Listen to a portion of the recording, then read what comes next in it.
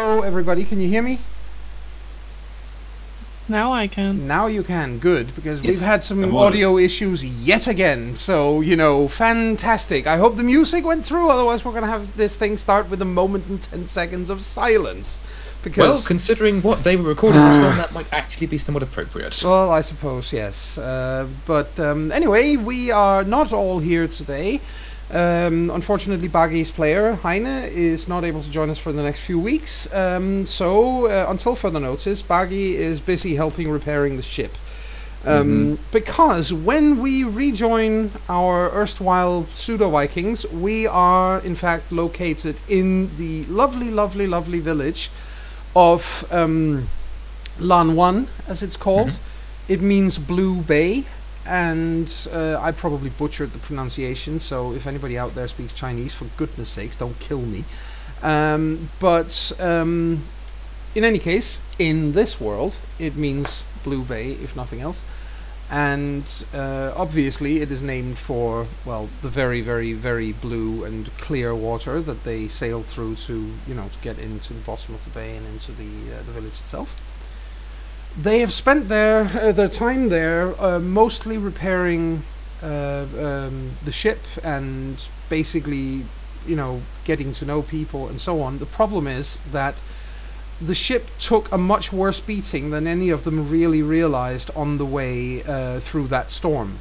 And by the time that they realized just how bad the repair of the vessel is, they realize it's going to take quite a while to repair it. They've been in this village now for about 2 months. The ship is almost ready to sail again, but it has taken them that long because, for one thing, they didn't speak the language. While some of them learn more quickly than others, they didn't speak the language and consequently had a hard time talking to the locals about what they needed. Secondly, even if they could get the locals to help, the locals are not familiar with the style of building used in clinker-built ships and consequently would be of very little help at all. And they would need timber and so on, but timber isn't just a matter of chopping down a tree and then splitting the log. It's a matter of the tree maturing for a while and the right thickness of planks and so on. It takes time, in other words. So they have been in this lovely place, as I said, for about 2 months, and while the ship is nearly completely repaired, it's not all there yet. They still need to replace several long planks along the flanks of the ship, and those are simply, they can't put them back on until, as I said, the timber has actually matured. And consequently, they've, gotten to know people and made this place a bit of a, home away from home. And what are you guys going to do when we start up today? Good question. I felt a bit weird because I just realised you've not asked me to do a recap, which is Actually, unusual. yes. How dare I? Let's get a recap. Yes, It was. I'm sorry. It's because of the whole audio thing again. I'm horrible. No, you're not horrible. Yes, I am. Yes. You're just thrown by unforeseen circumstances sometimes. Damn it! I'm not even allowed This to. is be horrible. we share this trait. Anyway, aside from all the things that have been mentioned, yes, between the events of being in the storm and seeing land, and now where we are in the lovely town of Blue Bay, we did make landfall at a space some journey distance away from the settlement, or the coastal settlement. We struck land, we found strange and unusual flora and fauna, and we had many adventures where Crowley had the honour of naming this world's equivalent of bamboo in the Southland tongue. So, Yes. It is now known as hollow wood. Yes, because that is exactly what it essentially is, in some sense, anyway. There was talk. There was name. Sindri felt the need to give people titles because the Viking sort of pseudo Vikings not having titles just seems inappropriate. It seems like a waste, doesn't it? Gilfy and Buggy got high and then got the screaming shits as a result of getting high, Yes. which was fun. They ate funky shrooms. Yes. And paid the price in terms of a very, very unpleasant, pardon the pun, shitstorm the next day. Yes, waking up, wrapped in each other's arms, covered in fecal material, and had to wash everything.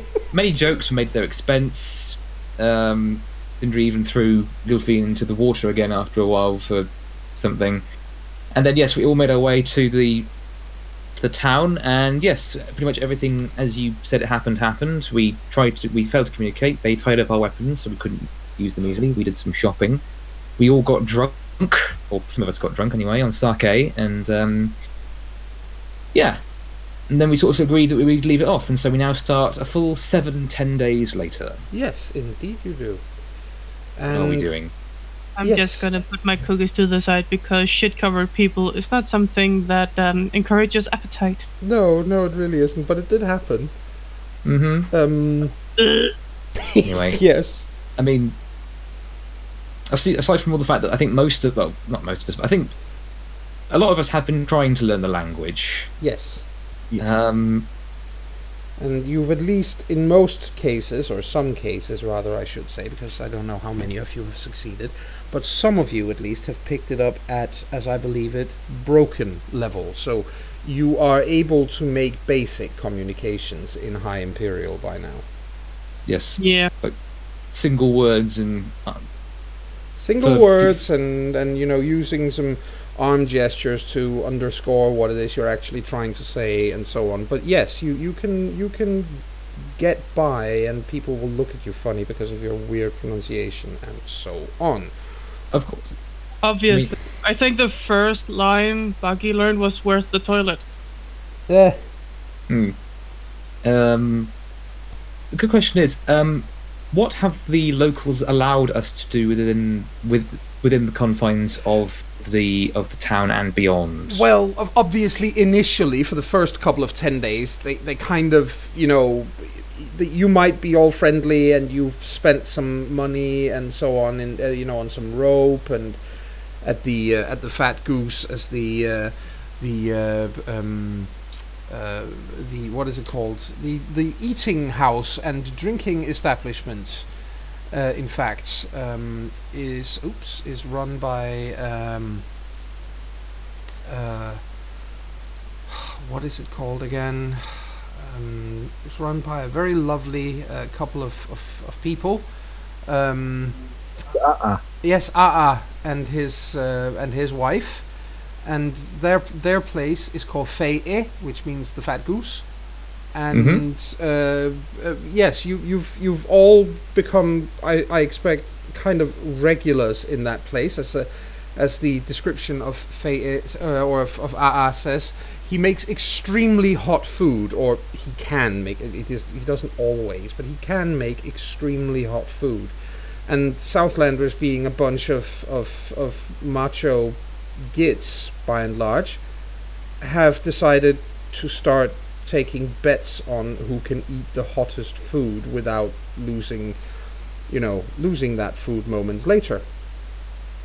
And so you've become kind of popular, but it does take, as I said, let's say the first 10 days you're not really allowed to leave town. Nobody, you can't even communicate with them, so nobody tells you much. And for that period of time, if you ever pick up your weapons to carry them into town, they will, bind them. But after 10 days, that stops, because by that point they realize that you guys are in fact not enemies, and little by little, as you start picking up the odd word here and there, you're also able to communicate to a certain extent with the people here, and they are you learn that they like you. It's not just that they tolerate you there or anything. They actually think you're pretty cool. They think you're incredibly brave for having sailed across the ocean in a rowboat, which is how they see it. It's called stupid. Which means that to them you're probably just about the bravest people in the world. Because they have rowboats as well, but they use them for fishing. You put a few more people in it and sail across the ocean. That's incredible to them. And furthermore, they think you are so different looking that you are a source of endless fascination. Children want to tug at your hair and your braids and so on to make sure it's real. And little boys dare each other to go up and prod one of you with a finger and then run away giggling, or that sort of thing.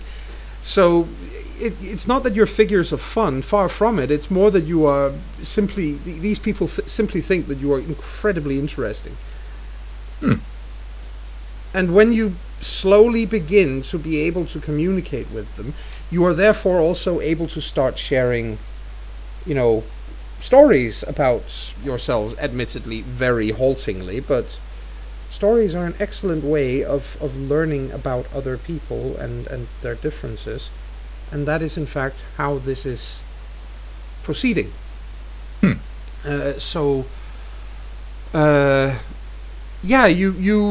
come to, if you may not all of you have met every single person which is on the NPC list, but you do at least, you have at least met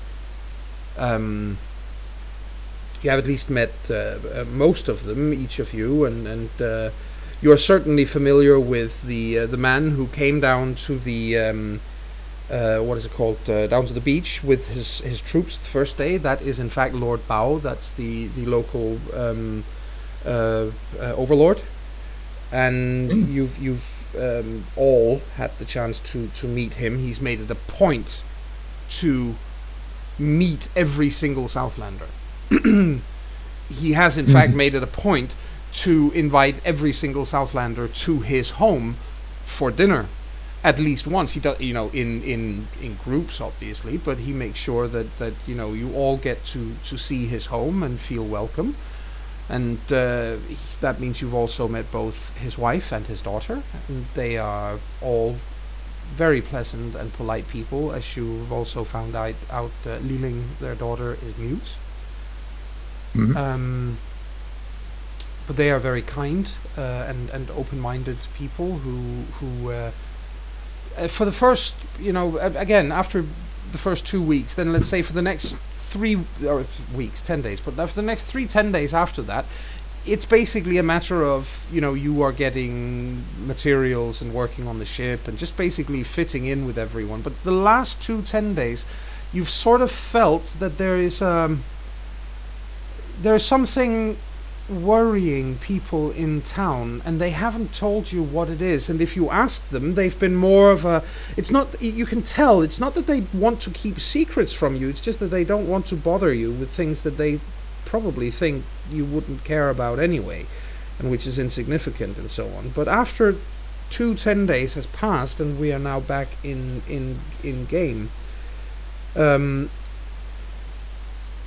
you four lucky people are approached by Ormer, who tells you that, seeing as you are some of the people, some of you at least, who have picked up a bit of the language, and seeing as he can trust you guys not to make complete and total arses of yourself if he sends you out on some kind of assignment, he would very much like for you to go and talk to Lord Bao, because there's just been a soldier coming who has instructed him that Lord Bao has, he has requested to see some Southlanders, he says. It's not actually defined who and how many.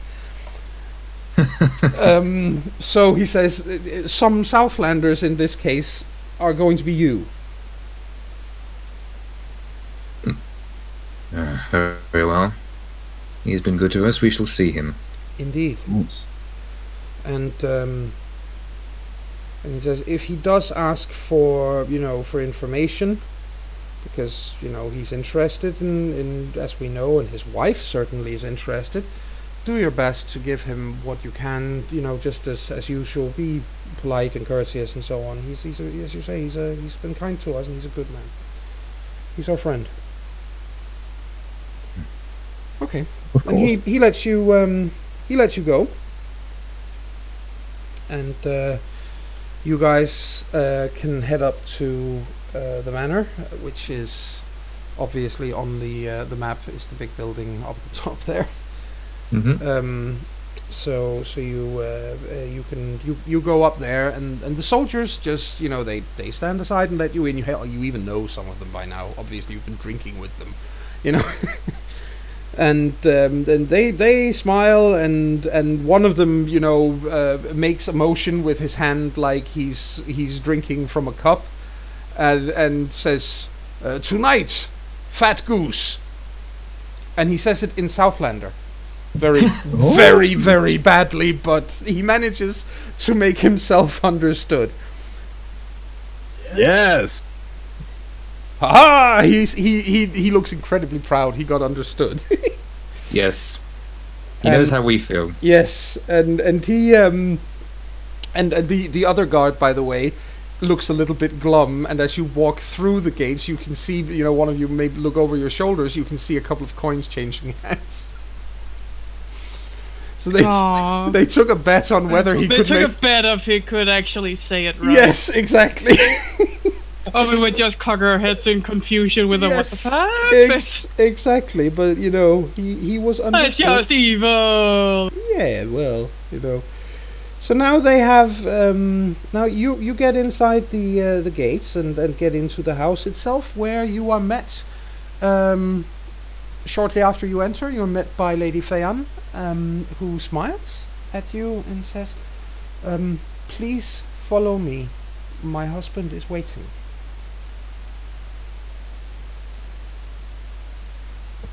Yes. Okay, so you go with her, and she does, in fact, take you through the areas of the room where you are normally, you know, when you've been there for dinner or you know, just to, you know, talk with them. You know, she takes you through the normal living areas, and takes you to a staircase leading upstairs, and when she takes you up there, she brings you into it's actually a fairly large room, but it's clearly the man's office. There are scrolls, what are they called? Written texts hanging on the walls. You obviously aren't able to actually read them. They're long and very complicated and very, very formal. There are more scrolls in shelves along the walls and so on. He is sitting or kneeling, as you know they do here, and you've probably gotten used to by now.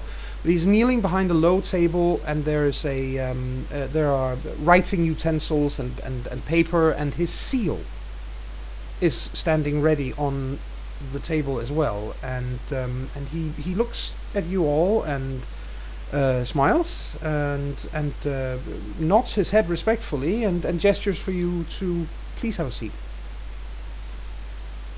Well, Fergie sits down as does the appropriate polite greeting and then sits down. Yes. And yeah, the others, do you as well? Yes. All right. He looks at you for a moment. It's clear that he needs to, I wouldn't say gather up his courage, but he's certainly worried about something. It's obvious that he's worried. You can tell from his body language and the look on his face, and he's not doing a very good job at hiding it. And finally he says to you, and he speaks slowly so that he is able to, you know, he doesn't confuse you too much. And he says, we trade a lot in Lanwan, but to trade you must have goods to trade. I am certain that in the deep, distant southern lands where you are from, your trade functions in exactly the same way. I imagine it does everywhere. I have something that I don't need, but which another man elsewhere needs, and he gives me something else for what I have. Gold or silver or other goods. Lanwan has no farmland. We do not have, and he searches for a word, he says, we do not have villages on my land providing food. I have much land, but only Lanwan. And there have been no traders for a long time. Only one since you come, and that is too little. We need many more to bring us food, or people will starve. We can catch fish, but not enough fish for a place the size of Lanwan. I am sure you can see too. Pretty nuts. And yes, sorry, please. So, how have we learned whether or not it's going to be particularly presumptuous to talk back to him? Not like No, to no, talk you back are to him, no, but, no. I mean, when he's having a pause like that, you're certainly allowed to speak. in very broken, Yeah. high imperial. Sindri says, "You know why few merchants?" Yes. And I must ask your help. I will, he says, I will not ask you for nothing. You will be paid. I am not rich. He does live in a nice house, obviously, but you also know, it should be said, you do know that he doesn't tax his people very hard, and that he lives fairly modestly. I am not rich, but I will pay. But caravans, tradesmen, come with guards, or they can't come at all, because, and again he searches very hard for a word, and he says, people who take things that are not theirs. A word for this, and he uses a fairly complicated word that none of you have heard before, but you know, now at least you know basically that it means bandits or outlaws. And he says these men are numerous, and while they do not attack Lanwan, they would not succeed. The city or the town is too strong. They cannot defeat my troops in open battle, but my troops cannot find them. I must ask your help in bringing food to Lanwan, or we starve. Bring traders here with food, please.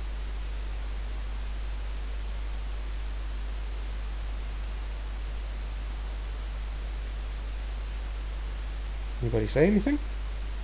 If no one else does, Sindri will say, "Yes, we help. We trust you. That payment fair." Yes. Fair, he says. You family town good people. He smiles and thanks you, clearly appreciating that you say so. And he looks he looks tired and says, again he uses the same word, but outlaws or bandits hide in mountains and woods. I know little of where, but I know where they are not. So you can avoid some areas when searching. Some places. Frody raises a hand. He looks to Frody. If we find Bandit, and he makes a stabbing motion. And Lord Bao nods grimly and says, yes, they have killed many. They are evil men, led by something evil. I know not what, but I fear it is mighty. Worry that it may be Oni. You've heard the word Oni before around town. You've heard it as part of the legends and folk tales and so on. But you also have picked up enough to know that this is more than mere folk tales. There are actually these Oni. They are real. Fear may be such thing in the mountains, but I cannot know. Please, if you can, learn what it is, but be very careful. Oni are very mighty and very strong and have great magic. Great maho is what he uses as a word, but yes. Oni are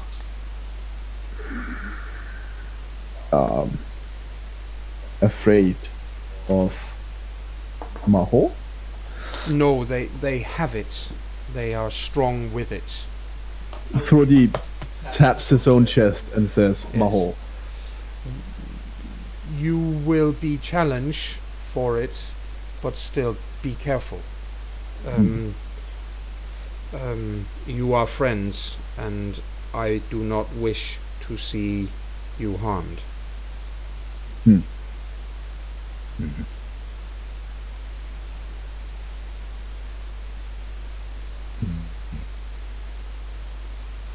Very well.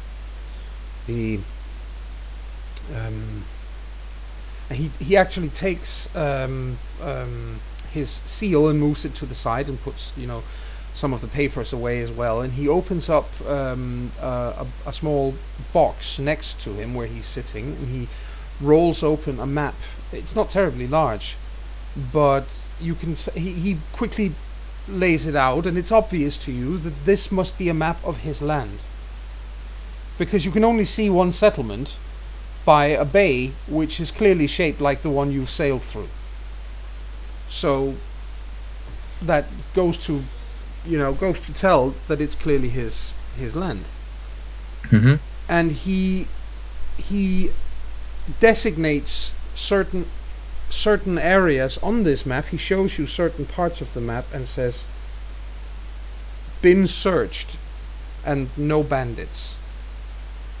And then he points to a place a significant distance inland, actually, saying,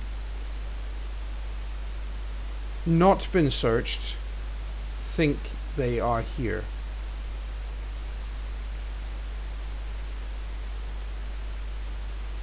Sindri is paying very close attention to the map, obviously, Yes. and where he's saying, let's see.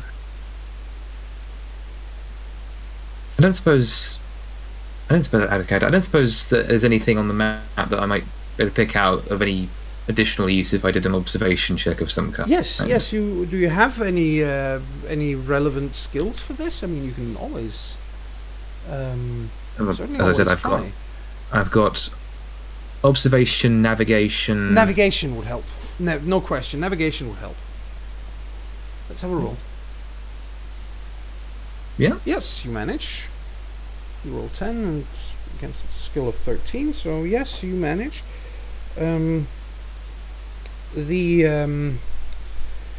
would make sense to have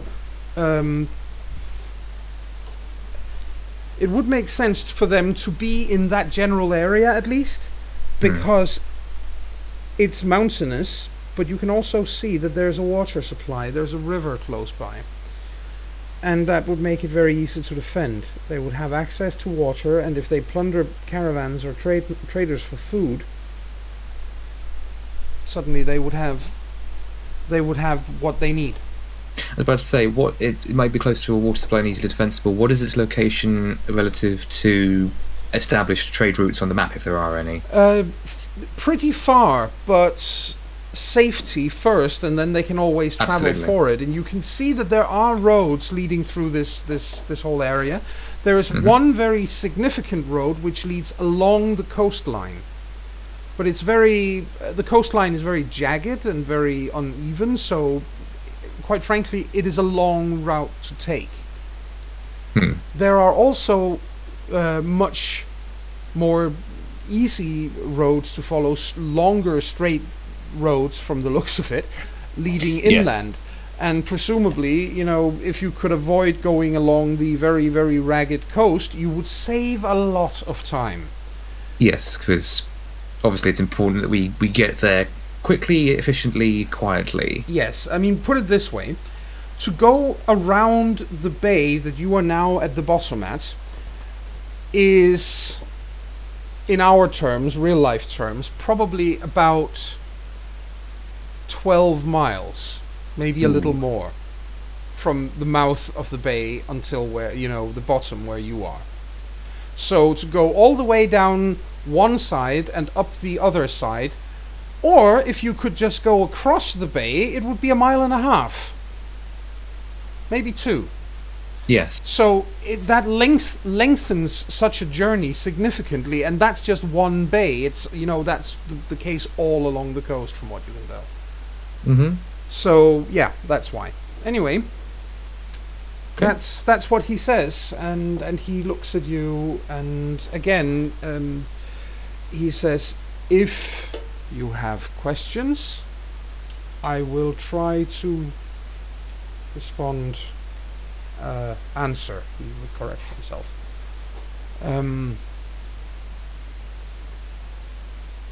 And I must thank you for helping. If I take my soldiers and do this, Lanwan would be in danger. No protection.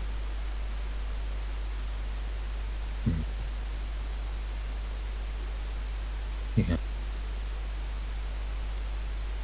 I think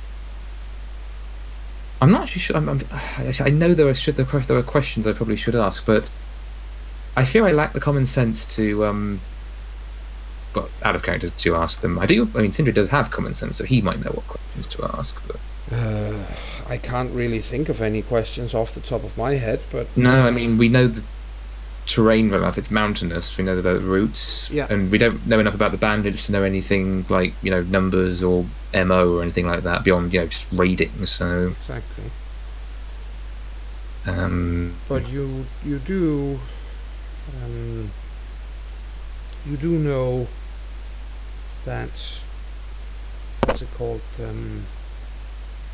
You do know that they do, as you say, raid for food along the roads. So presumably, they will hit the roads from time to time. The one thing that you could do, from what you can tell, is you set a trap, but you don't know how many of them you would then end up fighting. True. But you could try to lure them out by, quite frankly, making a fake caravan for them to attack. I think Sindri will. That would be, I mean, since we're talking about the common sense merit, that would be one of the easier ways to get to them, because you don't know the lay of the land. Yes. That's something out of character. That's something I'm going to have to buy up if I get a chance to. Area knowledge LAN 1 or something. Yeah. Anyway, Sindri, as best as he can, suggests this feint essentially to yeah. Val.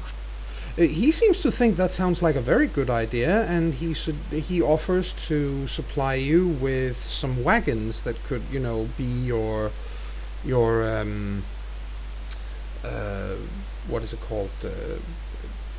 Your bait, basically. And then, as he says, instead of filling it with food, you can fill it with armed men.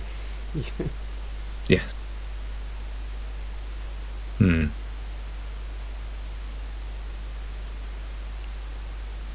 Yeah.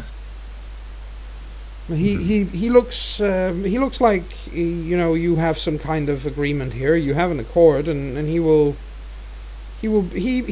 supply you with wagons. He says they should be ready at daybreak. He informs you. Excellent. Oh, yes, and there's one more question Sindri has. Mm-hmm. He points to the map. He sort of circles his hand, indicating the map, and says, any area avoid? No, he says, but respect the land. Yoshiko watches, and again, it is a name you've heard around the village from time to time. Some kind of local spirit. Yes. So hunt if you need, but don't hunt what you don't need. Very important for Sindri to know that, of all people. He nods. Yes. And he says, make camp, but clean campsite. Simple things like that.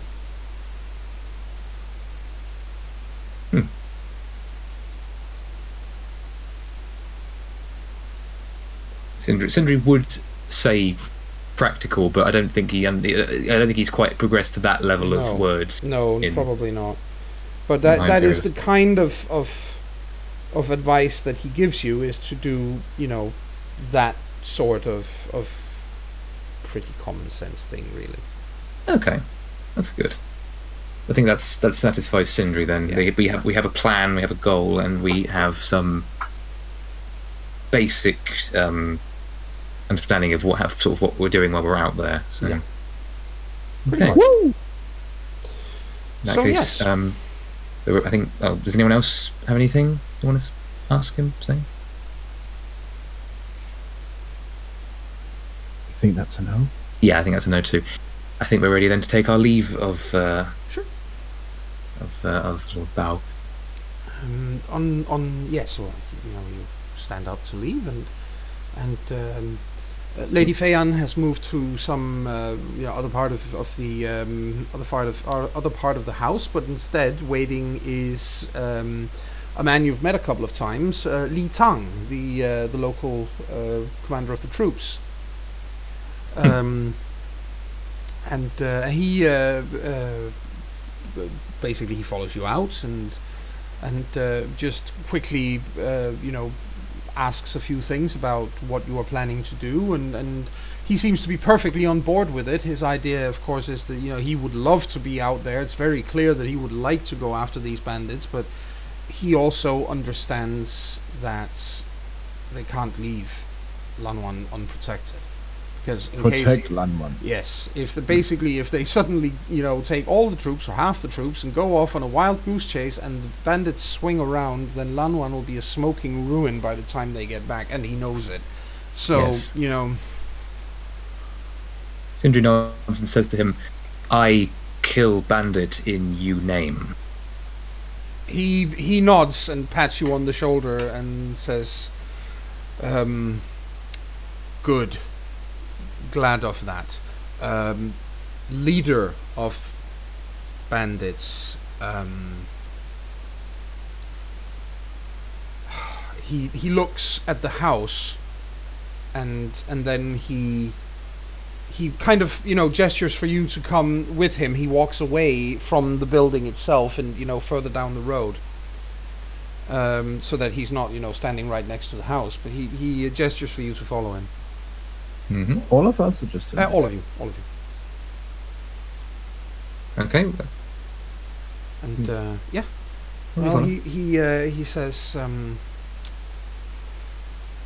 have caught bandits before. They don't talk. They just die. But one has spoken. Two maybe have spoken little. Have used name Chunku for leader. Chunku was evil man. Died 50 years ago. Almost, maybe. He's trying to gesture that it's roughly 50 years ago. And Lord Bao, father, kill Chunku.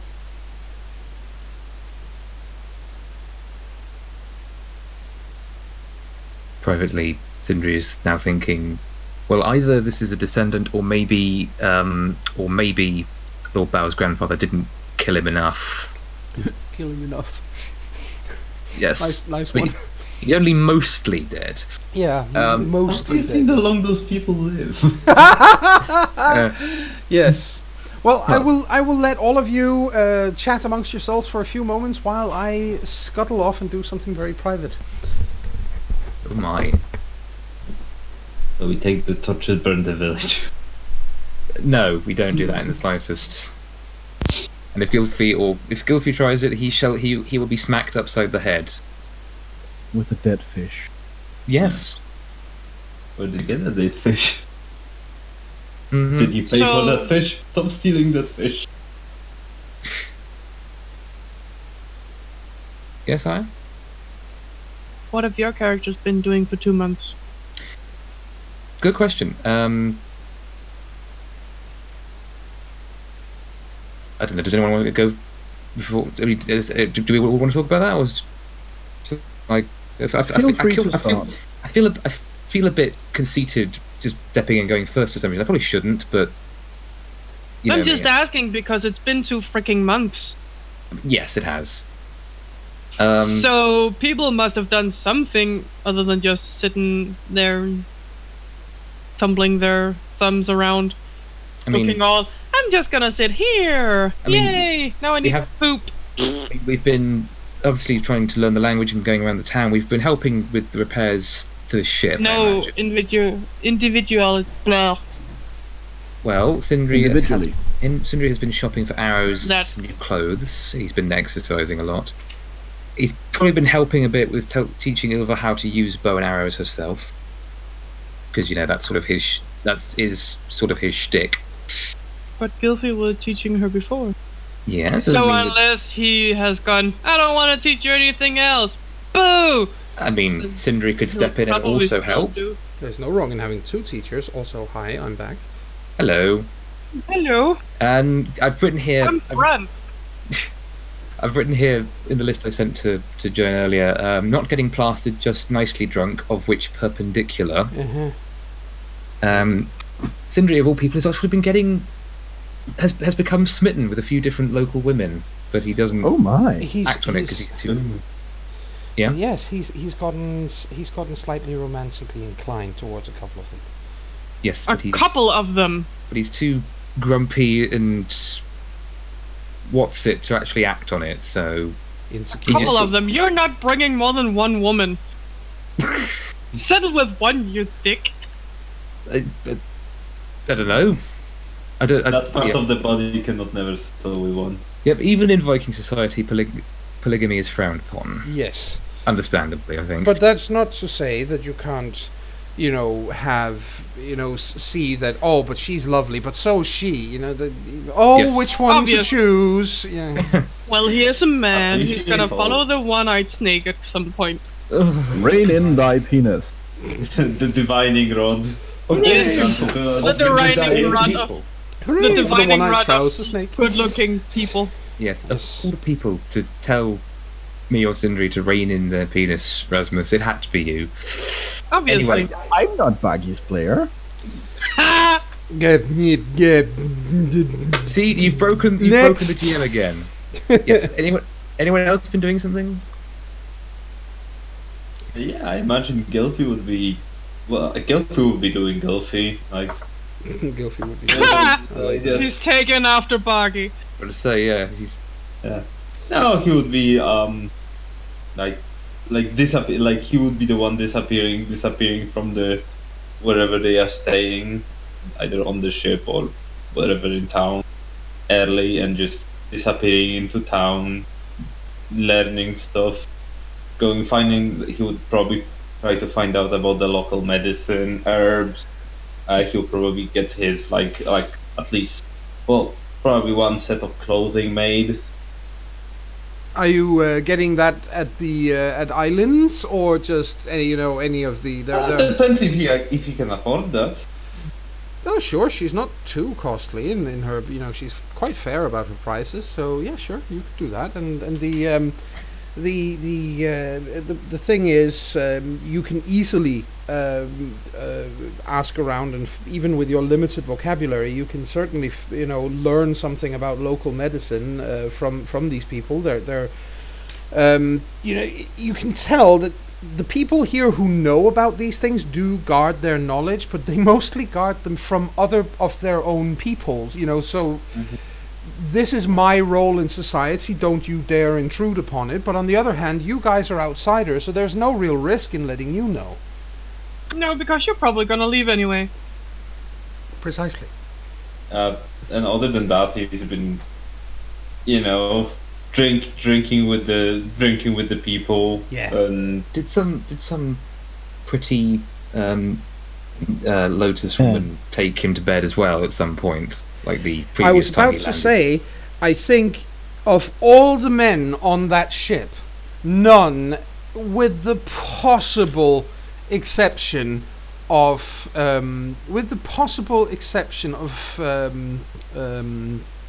Grani and Lofi, none of the men on that ship have had as much female interest as Gylfi. And oh, he's a popular sort. yes, it's because he's clean shaven. But it's like just because he hasn't got a beard. Yeah, I see. He's less scary. That's probably it. It is Probably. That looks like a fucking bear. Fuck, run, girl. Well, and then all of the he's guys, cute. all of the guys have had that kind of interest, and the battle maidens have had to explain. Although, on Ormer's insistence, you've been told to be polite about it and not break anyone's arms or faces. But men as well have been interested because they don't know the rules. Until you explain them to them. They don't. I think the first couple of times, Ilva must have had very hard to actually not Punch murder them. them. Yeah. And then when she's learned the broken language of theirs, she would have, as politely as she can, told them if they keep doing that, they will be very, very unpolite toward her. And that in her own world, that would mean death. They understand. Oh, sorry. Please go. I don't know the culture of the Lotus Empire, but I don't imagine their flirting would be too forward. No, not at. I mean, yeah, sure. There are always going to be a couple of young people who are who want to prove just how much of a big shot they are and so on. But with the exception of the occasional idiot like that, then no, they're actually the courtship is quite. It seems to be very formalized and very stylized in a way. There are certain rituals that you kind of go through in order to tell the person that you are fascinated with that you are in fact romantically interested and so on. So yeah, it's a bit of a a learning process in that regard as well. But you know, they don't seem to be too concerned about keeping up that kind of appearances with you guys, because again, you're outsiders. They don't have to with you. That's I probably part of the appeal. I actually think the way she would have put it when she started to learn the words would be that she's a warrior, not a woman. Yes. And that actually seems to resonate with at least some of them, and they all respect it. When they find out why they can't, they all respect it. They do start using a new word about you when they do that, but it doesn't seem to be in any way what's it called? Derogatory. No, more like respectful. Mm-hmm. Yeah, and coming back around to if guilty was lucky, I was like, I would suppose he wouldn't refuse anybody if he was invited, but I don't think he would be like himself going out, you know. No. He will be mostly like, you know. Yeah. If the opportunity arises, then why not? Yeah, but like maybe, you know, mostly like mostly making friends. And of course. I should say though that the fact that he is not completely unwilling to consider, you know, doing the Humpty Humpty with the local girls, he does actually learn something about medicine that way. He learns how they avoid getting pregnant. Oh. Whoa. Well, with all the lucky he gets, he should bring some to future people he meets. There are specific herbs that they use. Herbs. I was just thinking fish bladder, but nope. They're using specific herbs, and they tell you that this is a certain cure for, you know, morning sickness, as in no pregnancy. Okay. Yeah, definitely Gilfie would make note of it, like try to learn more about this herb. Yes. Oh, you know, one of the girls know how to get it and where to find it, and she takes you there one day to show you. I think that particular day you guys get Gilfie home rather late. Let me demonstrate how it works. Yeah. She gave you a practical demonstration, let's put it that way. Oh, goodness me. He's a very popular guy because on top of being good looking and as you guys say, you know, kind of youthful and so on, he's a nice man. Yep. I think this is actually probably going to be the first time that Sindri is genuinely not only a little bit jealous, but also the fact that he's also the first time he's not. He regrets the fact that he looks like a. Just turd. Yeah, to look. Oh, very amusing. No, to use practical role playing terms, he regrets the fact that he's got an appearance modifier of -2. Oh my god, poor thing. Yes, he is not an attractive man by any standards, and the average looking is just nice. Well, no. I think Gilfie is one of those people that, in generations to come in the Lotus Lands, they'll start drawing long graphic novels about and have him be like this giant sword building protagonists of. He is basically the originator of the concept of the Bishi. Yes, the Bishonen. Yay. All right. On that note, guys, I think we're going to take our first break, and we will be right back with more Long Voyage in just a moment. So yeah, please don't go anywhere.